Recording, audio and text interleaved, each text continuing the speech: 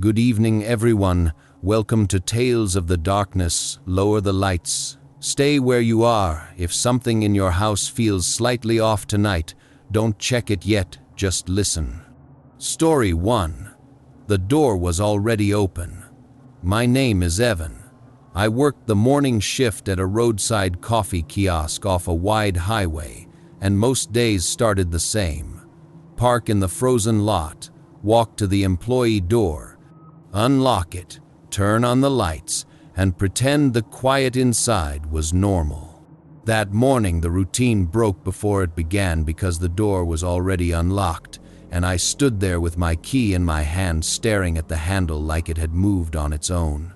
I told myself the closer had made a mistake.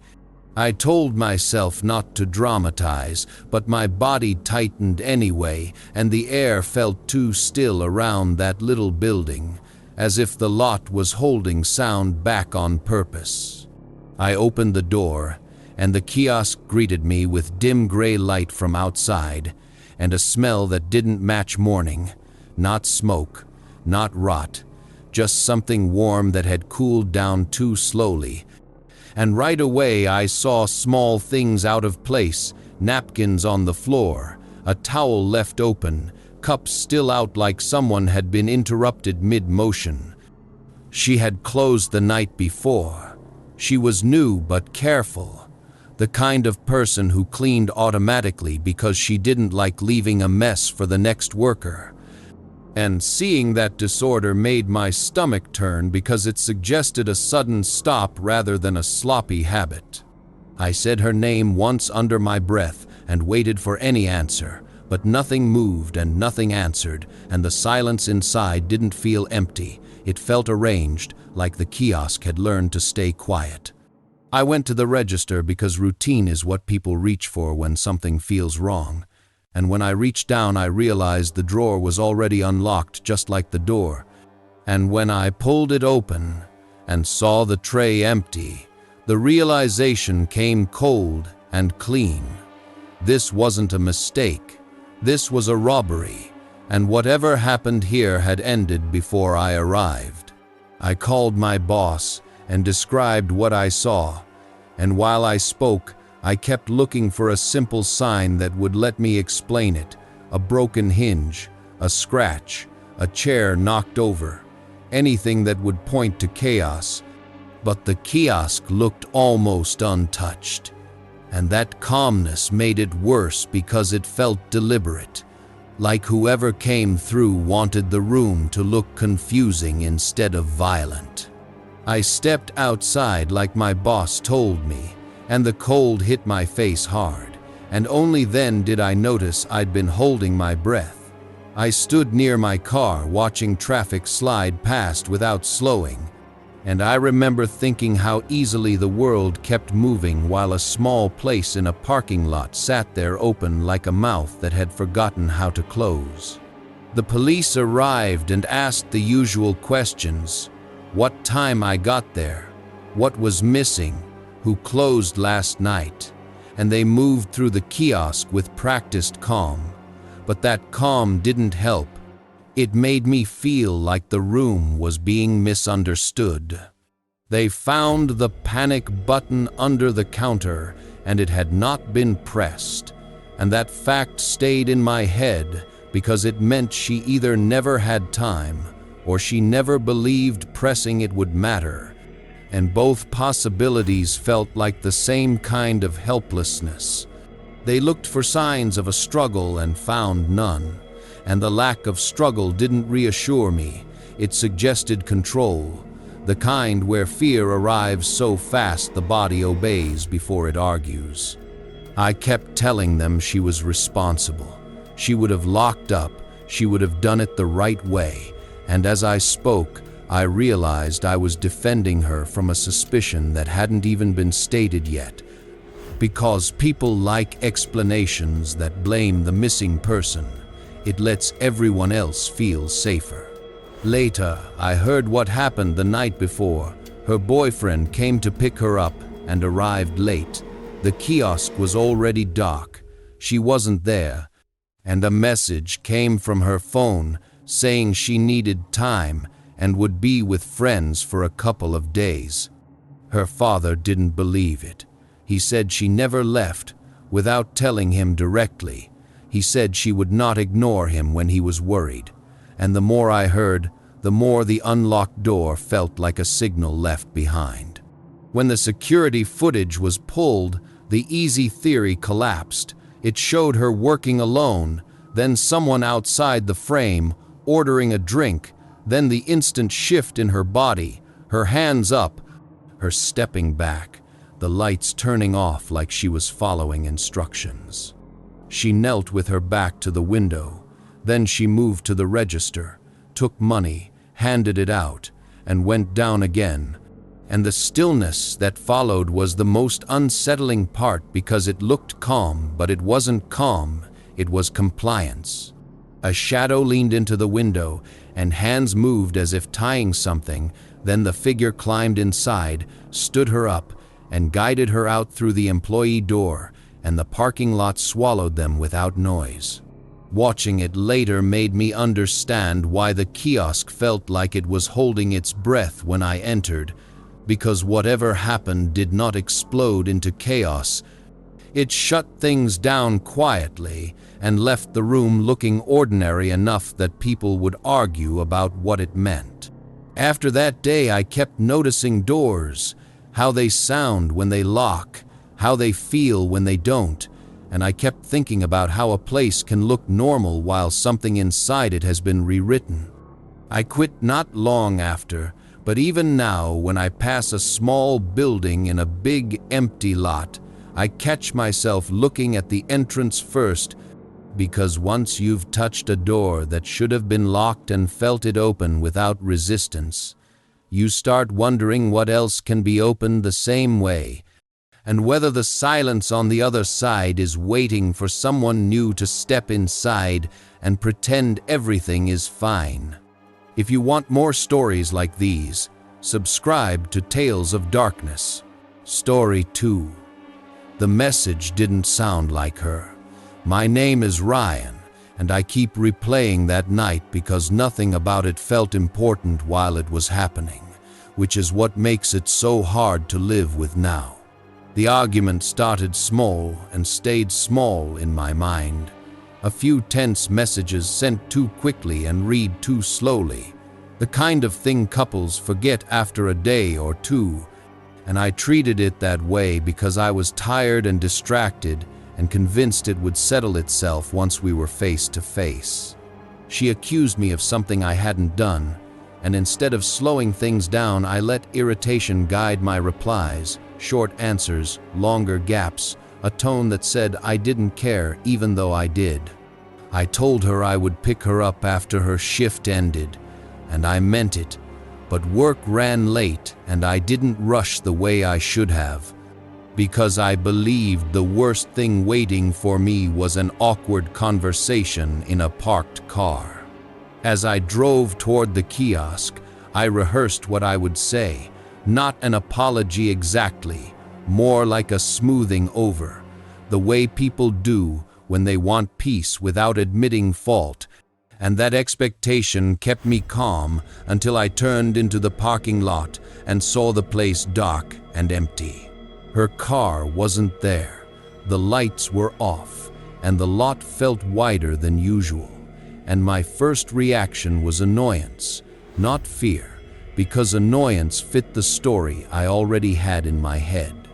I told myself she left to cool off, that she didn't want to see me yet, that she was making a point, and I let that explanation settle because it felt familiar and manageable. I got out of my truck anyway and walked up to the window, pressed my face close to the glass, and looked inside at the silent machines and the empty counter, and something about that stillness made me pause longer than I intended. The kiosk didn't look abandoned, it looked finished, like everything had been shut down carefully, and that detail didn't fit my irritation as well as I wanted it to. I went back to my truck and sat there with the engine running, watching my breath fog the windshield, staring at my phone like it would tell me what to do next, and I sent her a message asking if she was okay and if she had gotten home. When there was no response, my annoyance thinned into something colder, because even when she was angry, she answered, sometimes just to say, "Leave me alone," but she didn't vanish.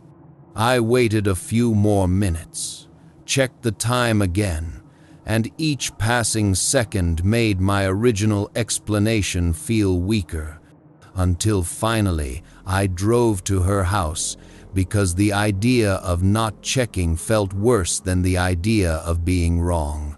Her father answered the door, and the moment I told him I hadn't seen her after her shift, his expression changed in a way that made my chest tighten, confusion turning into concern too quickly.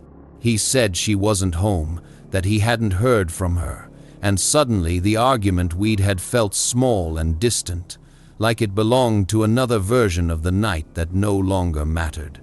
We sat at his kitchen table with our phones out, calling and texting her again and again, listening to the empty ring and watching the screens go dark, and every unanswered attempt made the room feel heavier. When a message finally came through, it felt like relief for a second, like air rushing back into my lungs, until I read the words and felt that relief drain away. The message said she needed time, that she was with friends and would be gone for a couple of days, and that I should let her father know where she was. On the surface, it made sense. It fit the argument. It explained her absence. But as I stared at it, something felt wrong, not dramatic wrong, just slightly off, like the tone had been flattened. I showed it to her father because that's what the message asked, but even as I did, I felt uneasy, because it didn't sound like her voice. It sounded like an explanation written for someone else. Her father read it slowly and said she would never tell him something like that through me, that she would never disappear without speaking to him directly, and hearing him say it out loud made my unease solidify into something I couldn't ignore. We stayed up late waiting for another message, something casual, something annoyed, anything that would confirm she was okay, but nothing came, and the silence stretched into the early hours with a weight that felt deliberate. The next morning, her father went to the police to file a missing person report, and when he told me he had done it, I felt a mix of guilt and urgency that I couldn't separate, because part of me kept replaying our argument and wondering if my delay had shifted something else into place. The police asked about our fight, about the message, about her habits, and I could tell they were leaning toward the simplest explanation, that she had chosen to leave, that she was taking space, because that story required the least imagination. But it didn't explain why she ignored her father. It didn't explain why she never followed up. And it didn't explain why the kiosk had been robbed the same night she vanished. As hours turned into days, the message I received became heavier than any other detail, because it sat there pretending to answer questions while actually creating new ones. I kept rereading it, looking for familiar phrasing, looking for irritation, sarcasm, anything personal. But the more I read it, the more it felt generic, like it could have been written by anyone who needed me to stop asking. When I learned there was security footage, my stomach dropped, because part of me already knew what it would confirm. Not the specifics, but the fact that the message had not come from a place of choice. Watching that footage later erased the last doubt. Her movements were not casual, they were controlled, and the timing of the message fit perfectly with someone else stepping in and taking over. Knowing that the last words I thought were hers were written by someone else changed how I understood everything, because it meant our argument had been used as cover, something ordinary turned into camouflage. I realized how easily I accepted that message at first because it matched what I expected, that she was angry and needed space, and how dangerous that comfort had been.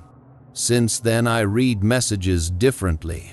I listen for tone instead of words, and I pause when something feels slightly off, because once you understand how easily a voice can be borrowed, you stop trusting neat explanations and start paying attention to the silence that follows them, the kind of silence that waits for you to stop looking. Story 3. The video explained everything. My name is James, and the moment I knew something was seriously wrong was not when my daughter failed to come home. It was when her phone finally answered, and the words on the screen did not sound like her at all. I had raised her since she was very young, and we spoke every day about everything. Small things, boring things, things that didn't matter to anyone else. And because of that, I knew her rhythms and her tone better than anyone. When her boyfriend came to my door that night and told me he hadn't seen her after her shift, my first instinct was not panic, it was confusion, because she would never leave without telling me directly. We sat at the kitchen table calling and texting her, watching the clock slide forward, and when the message finally arrived asking for space and saying she would be gone for a couple of days, I felt relief for a brief second before the wrongness of it settled in. The words were too clean, too distant, like they had been written by someone who knew what needed to be said but didn't know how she said things. I told her boyfriend immediately that something wasn't right, and we kept trying to reach her, but the phone stayed silent, and the house felt louder with every unanswered call.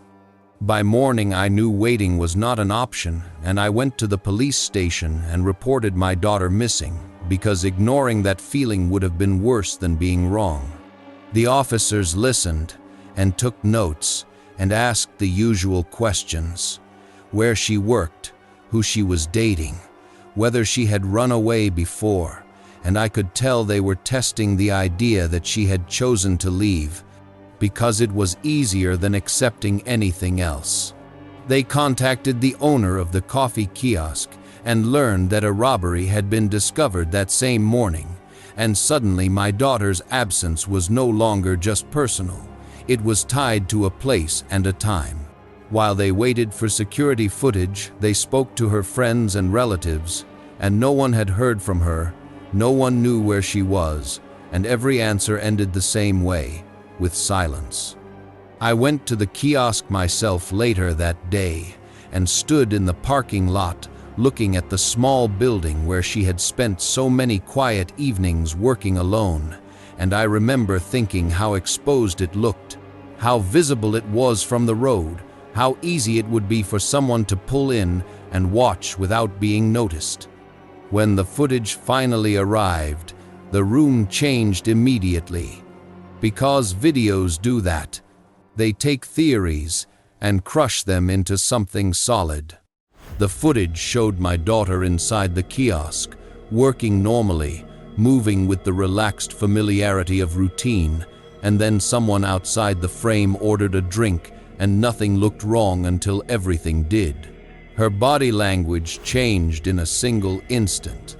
Her arms lifted, her posture collapsed inward, and even without sound the meaning was unmistakable.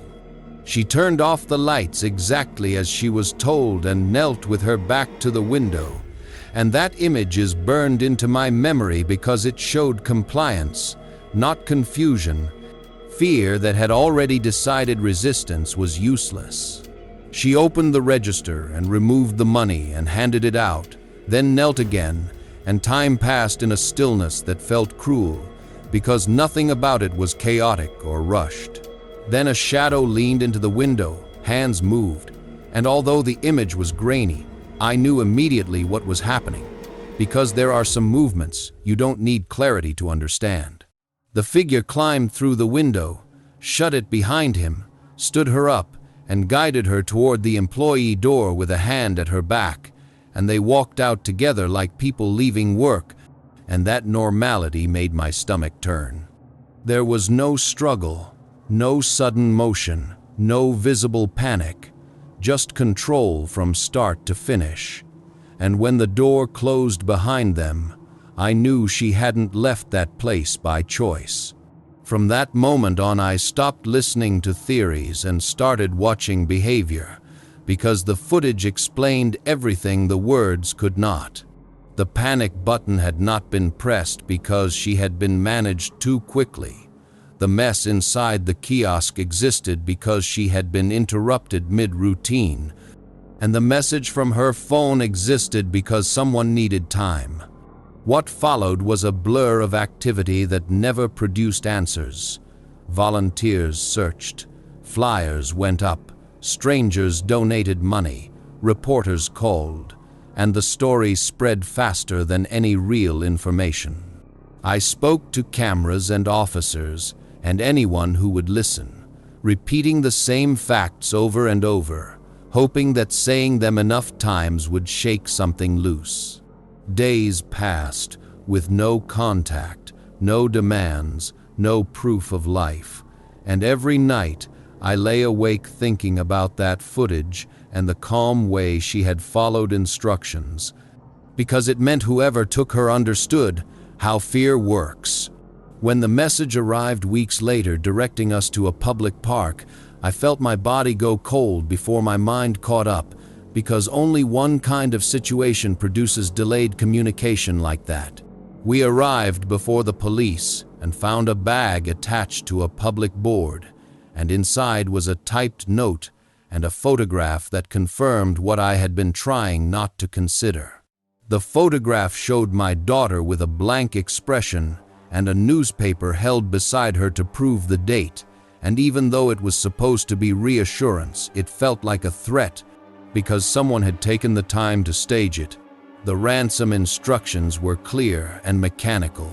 Money in an account, no discussion, and although it gave us something to do, it did not give us hope, because everything about the situation felt controlled. Even then, I knew the video had already told the real story, that the person who took her had never rushed and had never panicked, and that patience was part of the plan. Once you see someone remove another person from a place that calmly, you understand that waiting is not a delay, it is the method, and that understanding stayed with me long after the footage stopped playing. Story 4. He never planned to let her go. My name is Mark, and the first thing you need to understand is that from the moment I stepped up to that window, the outcome was already decided. I didn't hesitate, I didn't debate, and I didn't improvise, because hesitation creates noise and noise creates mistakes. I had been watching places like that for a long time, small buildings, isolated workers, routines that never changed, and when I pulled into the lot that night I already knew how it would unfold. I just didn't know which person would be inside until I looked through the glass. She was alone, focused, relaxed in the way people get when they believe the shift is almost over, and that belief was the only opening I needed. I ordered a drink because it gave her a task, something familiar to hold on to while everything else disappeared. When she turned back toward me, I showed her the gun just enough for her to understand what it meant, and the change in her posture was immediate. Shoulders folding inward, hands rising without instruction, fear doing the work for me. I told her exactly what to do and she did it without argument, because arguing requires hope and I never gave her any. I told her to turn off the lights and kneel with her back to the window, and the darkness inside made the space smaller and quieter. And that quiet is important because it keeps people from thinking ahead. I watched her kneel and stay still, watched her breathing slow as she waited for the next instruction, and I waited too, because waiting establishes control. When I told her to open the register, she moved carefully, scooped the money, handed it out, and went back down again, and the repetition taught her that compliance was the only language being spoken. I leaned into the window and tied her hands where she couldn't see what I was doing, because uncertainty makes people obedient, and then I climbed inside and closed the window behind me, sealing the space. I kept the gun at her back as I stood her up and guided her toward the door, and she walked when I told her to walk, because the threat didn't need to be repeated. Outside, the air was cold and empty, and the lot was quiet, and we crossed it together without anyone looking over, because people see what they expect to see, not what is happening. I opened the truck, put her inside, and drove away, and once we were moving, I took her phone and handled the messages myself, because managing the story matters as much as managing the person. I sent the text that bought time, the kind of message that sounds reasonable enough to stop questions, and when it was sent, I put the phone away and focused on driving. She asked questions later about her father, about money, about when she would go home, and I answered calmly, because calm creates trust, and trust keeps people from fighting when they still think there is an ending they can reach. I told her we would wait for money, that it would take time, and that everything depended on her behavior, and she listened because listening felt safer than resisting. I drove for hours, stopping only when necessary, keeping her focused on instructions and consequences, because fear becomes manageable when it is given rules. When we arrived where I needed to go, I made sure everything else in my life stayed undisturbed, doors locked, lights off, people asleep, because separation is critical. What happens in one place must not bleed into another. I moved her into a space that had already been prepared, a space that held sound and hid movement, and I positioned her exactly where I wanted her, because control is about placement as much as force. I secured her, turned on noise to cover any sound, and reminded her again that noise would end everything immediately, and she understood, because by then she had learned how quickly instructions were enforced. I left and came back more than once, not because I needed to, but because returning reinforces authority. It tells the other person you decide when things happen. Each time I spoke to her, I kept my tone even, answered questions just enough to keep hope intact, because hope is useful when you want someone to stay still. At one point, I told her things were working, that money would come, that release was possible, and I watched the relief cross her face before it disappeared, because relief is temporary when it isn't real. I loosened restraints briefly just to see how she would react, because people reveal themselves when they think the rules have changed, and when I took that away again, the realization settled in without a sound. After that, she didn't ask questions anymore. She listened, and listening is the final stage, because it means the person has stopped planning. When it was time to end it, I didn't rush. Rushing creates mistakes and memories that linger, and I wanted everything to stop cleanly, without drama.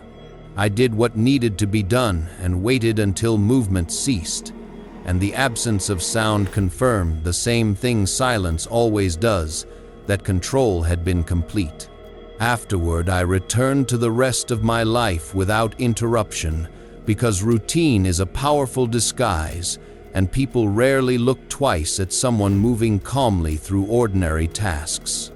Later, I returned to the space, adjusted what needed adjusting, staged what needed staging, and created proof that would extend the story long enough to confuse everyone watching from the outside.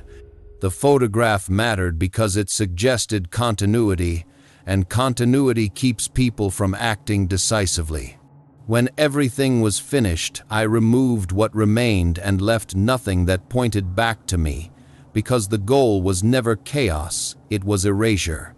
The most important part is this: from the first moment at that window, there was never a version of events where she walked away. The money was a tool. The messages were tools. The waiting was a tool. And the calm you see in the footage is not mercy, it is preparation. People like to believe there is a turning point where things could have gone differently. But there wasn't, because the moment she turned back from making that drink, the situation was already closed, and everything after that was just time being spent until no one was left to speak. Closing Tales of the Darkness. That's it for tonight's stories on Tales of the Darkness.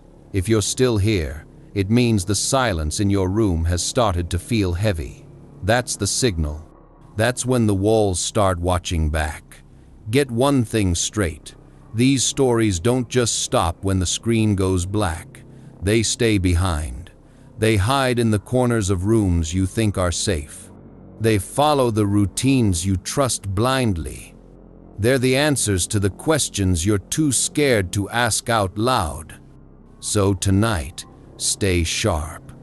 Watch out for those pauses that feel a little too helpful.